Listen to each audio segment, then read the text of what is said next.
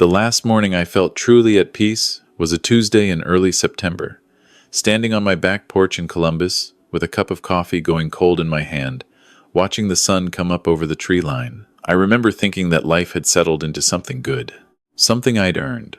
I was 64 years old, 38 years in the contracting business, calluses on both hands, and a bad left knee to show for it. My daughter was married. My house was paid off. My brother called every Sunday without fail. That Tuesday feels like it belongs to someone else's life now. I need you to understand something before I tell you what happened. I am not a man who looks for trouble. I never have been. I raised Claire on my own after her mother passed when Claire was 11, and I did it quietly, without drama, without asking anyone for anything. I coached her soccer teams. I helped her with her science projects, even when I didn't understand half of what we were building. I drove 4 hours each way to watch her graduate from Ohio State, and I cried in the parking lot where she couldn't see me because I didn't want to embarrass her. I am the kind of man who fixes things with his hands and keeps his feelings to himself, and trusts that if you do right by people, life will generally do right by you. I believed that for 64 years. I don't believe it anymore. What I believe now is something my brother told me a long time ago, back when we were young and stubborn and thought we understood how the world worked. He said, "Frank, there are two kinds of powerful men, the kind who got powerful by building something, and the kind who got powerful by taking something. You can always tell the difference," he said, "because the first kind will look you in the eye, and the second kind never quite does."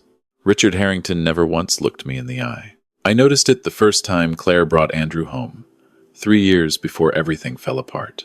They'd met at a charity gala in New York, some fundraiser for children's hospitals that Claire had attended through her job at a nonprofit in Manhattan.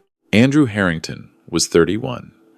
Handsome in that effortless way that comes from never having to try, with his father's money behind him and his father's name on half the commercial real estate between Midtown and Greenwich, Connecticut. He was charming. He laughed at the right moments. He refilled my coffee without being asked, and he shook my hand with both of his like he'd been waiting his whole life to meet me. But his father, Richard Harrington, sat across the dinner table from me at that first family meeting in their Greenwich home, and he talked for 2 hours straight about property values and tax structures and his golf handicap, and not once, not a single time, did he ask me a question about myself or look at me when I was speaking. I was a contractor from Columbus. I was furniture to him, something to be tolerated because his son had unfortunately developed feelings for a girl who hadn't gone to the right schools. Claire didn't see it then. She was in love, and when you're in love, you see what you want to see. I understood that. I'd been in love once too. They got married in October of the following year at the Harrington estate in Greenwich. 300 guests, white tent on the back lawn, a string quartet playing during cocktail hour, and a band that flew in from Nashville for the reception. Richard Harrington gave a toast that lasted 12 minutes and mentioned Andrew's name 11 times and Claire's name twice, and one of those was a mistake where he called her Carrie before Andrew corrected him quietly. I danced with my daughter and I told her she was the best thing I ever did, and I meant every word. She was glowing. She was happy. I told myself that was enough. That was what mattered. I drove back to Columbus the next morning, and I told myself I was being an overprotective old fool, and that Richard Harrington was just a certain type of man, and that Andrew clearly loved my daughter, and that was the only thing that counted. I drove back to Columbus, and I got back to work, and I called Claire every Sunday, and every Sunday she sounded happy. For almost 2 years, she sounded happy. The first sign that something had changed came in March. She called me on a Wednesday, which she never did, and her voice had something in it I hadn't heard since she was a teenager, that careful flatness she used when she was trying not to cry. She said everything was fine. She said she was just tired. She said work had been stressful and Andrew had been traveling a lot and she was probably just worn down. I asked her if Andrew was treating her right. She said, "Of course, Dad. Don't be dramatic." I let it go. I shouldn't have, but I did. In May, she called to tell me she was pregnant. I sat down in my kitchen chair so hard I nearly knocked it over. 10 weeks along, she said. She and Andrew had been trying for several months. She sounded like herself again for the first time in a while, genuinely excited, words tumbling over each other, asking me if I thought she should paint the nursery yellow, or if yellow was too old-fashioned. I laughed and said I didn't know anything about nurseries except that I'd painted hers twice before she settled on a color, and she laughed too. And for 15 minutes we were just a father and daughter talking about something wonderful. I asked her how Andrew felt about it. There was a pause. Short, but I caught it. "He's happy," she said. "He's really happy. I didn't push. I should have pushed."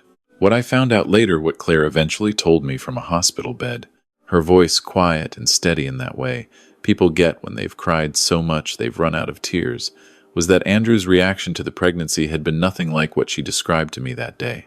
What actually happened was that Andrew sat very still at the kitchen table of their townhouse on the Upper East Side, and he looked at her for a long moment, and then he said, very quietly, that this was a problem. She didn't understand at first.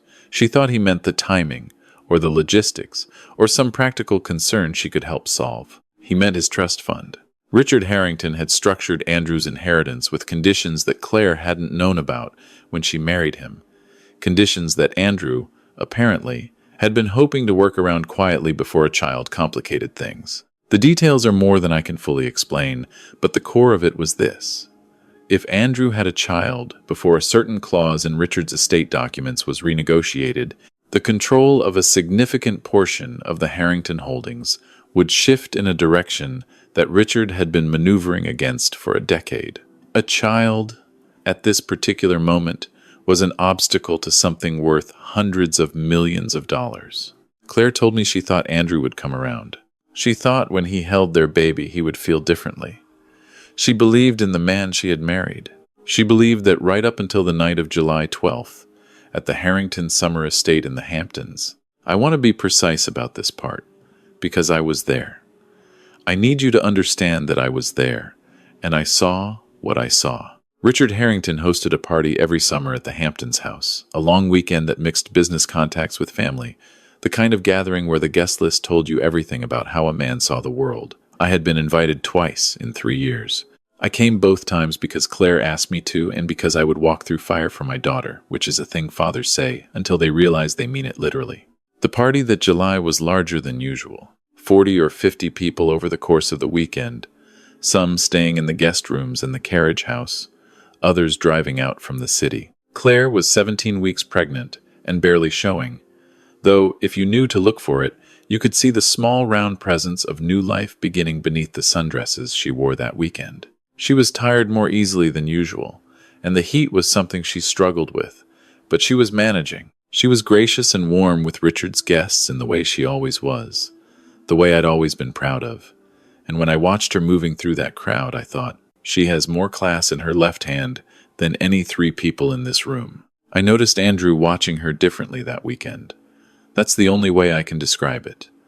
Not with the warmth a husband should have for his pregnant wife. With something calculated. Something that made the hair on the back of my neck stand up in a way I couldn't name and therefore ignored, because I was still, even then, still trying to give my son-in-law the benefit of the doubt. Richard barely acknowledged me all weekend. I had a conversation with him Saturday morning on the patio that lasted 4 minutes before someone more important arrived, and he simply turned away without excusing himself. I stood there with my coffee and watched him go, and I felt something that I am not proud of, not anger exactly, but a kind of slow, cold recognition. This man had never intended to make room for me, not in his world, not in his son's life, and not in my grandchild's story. We were inconveniences, Claire and I both. We were complications in a financial arrangement that had briefly taken human form. Saturday night, the party moved inside as the sun went down. There was a formal dining room that opened onto a wide central staircase, the kind of staircase that old money builds to remind you of old money curved mahogany banister, marble steps, a chandelier above the landing that probably cost more than my first house. I was standing near the far end of the room talking to a man named Bill, a retired banker from Darien, who turned out to be a genuinely decent person and the only guest that weekend, who asked me what I did for a living and actually listened to the answer. I saw Claire come in from the hallway that connected to the east wing. She was carrying a glass of water and she looked tired, the way she'd been looking all day. But she was smiling at something someone had said to her near the door. She started toward the staircase, heading up to the room she and Andrew shared. I saw Andrew come in behind her. I saw Richard come in behind Andrew. I saw the three of them converge at the base of the staircase in a way that, in a room full of noise and movement, probably looked like nothing at all. What happened next took less than 4 seconds. I don't know exactly what was said. I was across the room and the music was playing and people were talking. What I saw was Andrew's hand come to Claire's arm, not a gentle touch, not a guiding touch, a grip.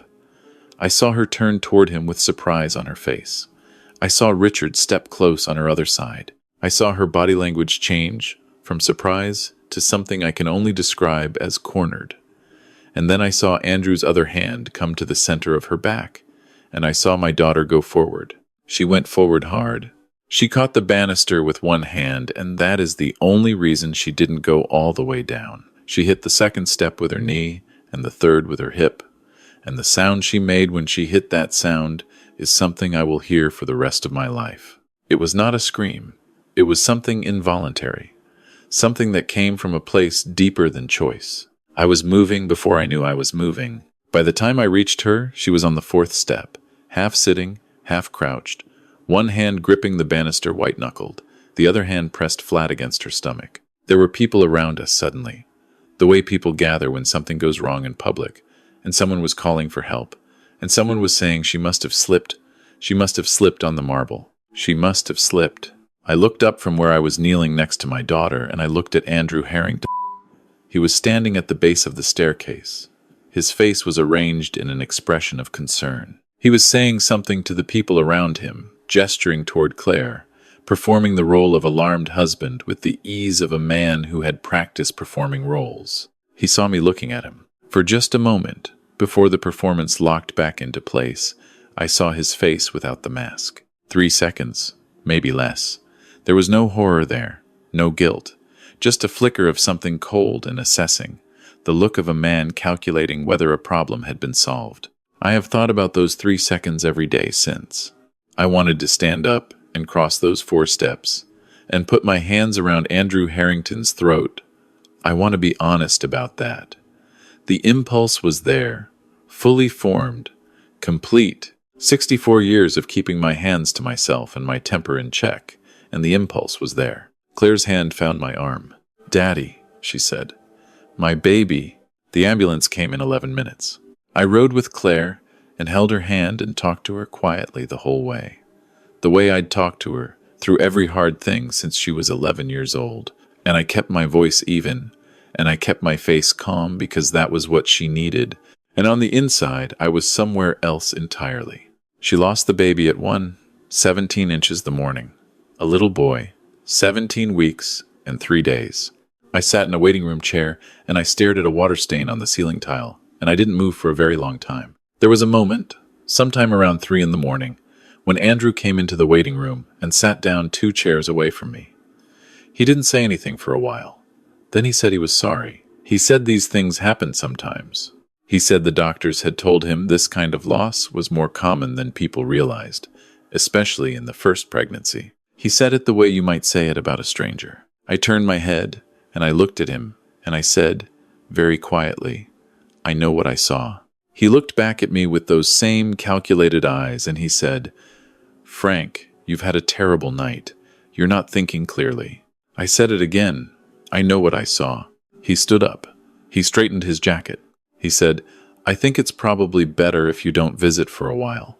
Claire needs rest, and she needs to focus on recovering, and having you here creating stress isn't going to help her." He said this to me, in a hospital where my daughter was losing her child. I let him walk away. I sat in that chair, and I let him walk away, and I called my brother. My brother's name is Daniel. He is 58 years old, and he is the person I am most proud to be related to in this world. We grew up in the same house in Youngstown, Ohio. Same 2 parents. Same small bedroom with the water damage along the north wall.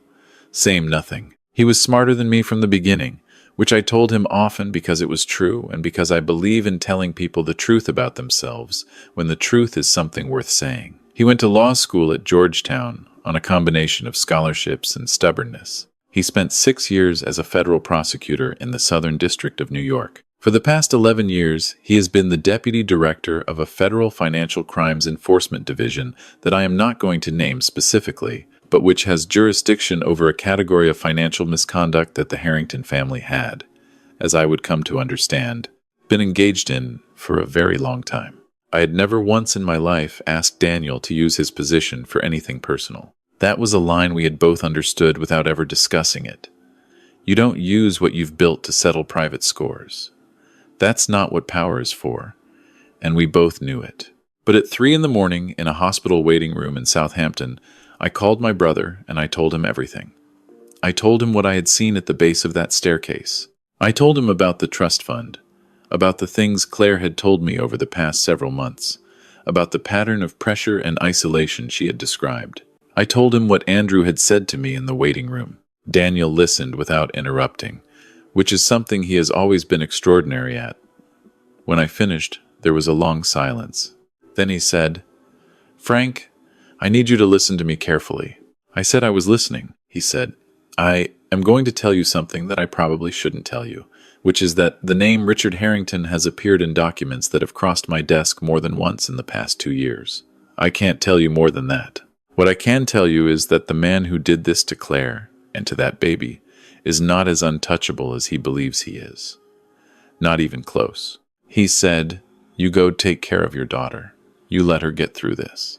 You document everything you remember about tonight, every detail, and you send it to me in an email tonight before you sleep so nothing gets blurry.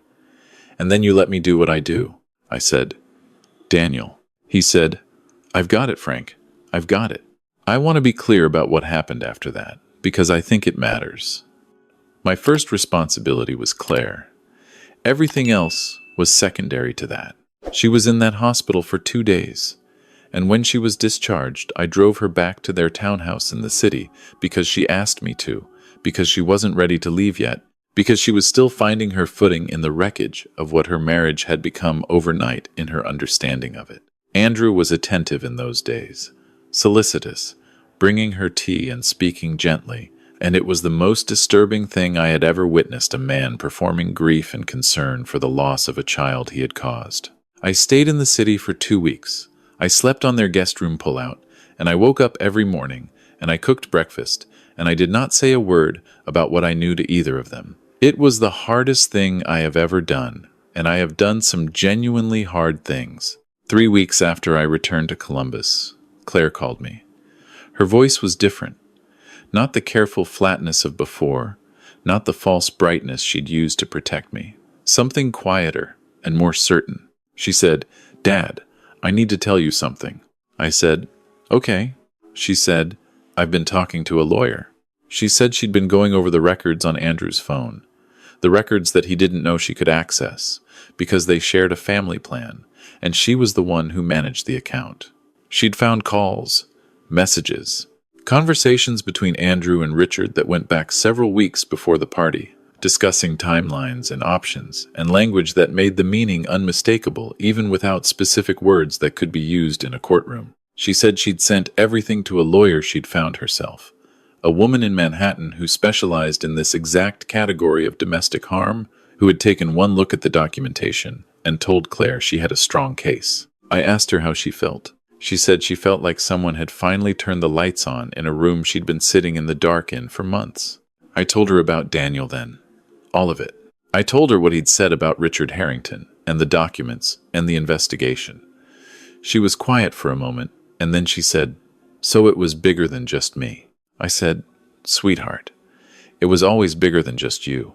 These men didn't stop with you. What Daniel was building, and I only learned the full shape of it months later, had begun long before my daughter ever married into that family. Richard Harrington's real estate holdings were, at their surface, legitimate. Below the surface, across a range of partnership structures and offshore entities, and charitable foundations that existed primarily on paper, there was a pattern of financial concealment that had been running for the better part of a decade. Not the complicated, abstract kind of fraud that generates fines and settlements and press releases. The kind that involves real money taken from real people, pension funds, small investors, contractors who worked on Harrington projects and waited years for payments that were delayed and diluted and sometimes never came. I had been one of those contractors, once, 15 years earlier, on a commercial job in New Jersey. I hadn't connected it at the time. I connected it later. The investigation had been moving carefully, because careful is the only way these things can move, when the target has lawyers on retainer who scan for any procedural opening the way other people scan for good weather. Daniel had been building it in layers, making sure each piece was airtight before the next piece went into place. What Claire's documentation added: the phone records, the timeline, the financial motive for what happened at that staircase, was a human face on a corporate crime, a thread that connected the abstract numbers to a specific act of violence against a specific person. It matters that there was a human face. It matters to juries. It matters to the public. It matters to the kind of federal judge who has to decide how seriously to take the prosecutorial theory that a man worth $400 million pushed his pregnant daughter-in-law down a flight of stairs to protect his estate documents. Claire's divorce lawyer and Daniel's division began coordinating through proper channels in October. I was not privy to the legal mechanics of that coordination, and I am not going to speculate about them here. What I know is that in November, on a Wednesday morning, federal agents arrived at both the Greenwich estate and the Harrington offices in Midtown Manhattan simultaneously. Richard Harrington was taken from his office in the presence of his entire executive staff. Andrew was taken from a breakfast meeting at a restaurant in the West Village. I was sitting in my kitchen in Columbus when Claire called me. Her voice when she called me sounded like a Sunday morning in September, like something settling into place. She said, "Dad, it's done." I couldn't speak for a moment. I looked out at my backyard, at the tree line, at the October light coming through the leaves. I said, "Are you okay?" She said, "I'm going to be okay.